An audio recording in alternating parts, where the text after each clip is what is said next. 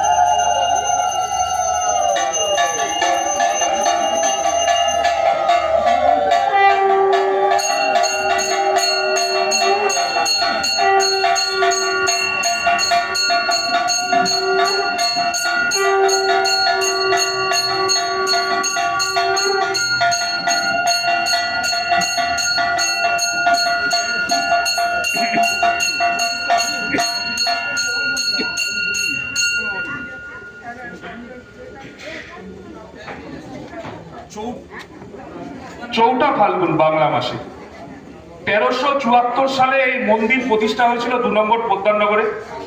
আজ চৌঠা ফাল্গুন আমাদের এই মন্দিরের বাৎসরিক প্রতিষ্ঠা দিবস।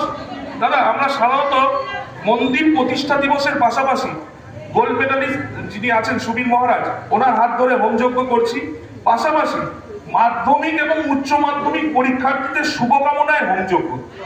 বাংলার মধ্যে আমরা এই প্রথম তোমার মানে বিধানসভায় এটা প্রথম করছি, যাতে মানুষের আগামী সুবিধা। আমাদের মধ্যে উপস্থিত হয়েছে যিনি কিনা সব থেকে সর্বোপরি যিনি কিনা প্রত্যেকটা মানুষের আন্তরিক এবং প্রত্যেকটা মানুষের হৃদয়ে ছোঁয়ার মতন আমাদের প্রিয় দাদা উপস্থিত হয়েছেন। আমাদের আন্তরিক রাসবিহারী কেন্দ্রের শুধু বিধায়ক না, প্রত্যেকটা মানুষের সবার মনের মানুষ শ্রী দেবাশিস কুমার মহাশয়। মাঝখানে পূজা চলছে, আমরা দেবাশিস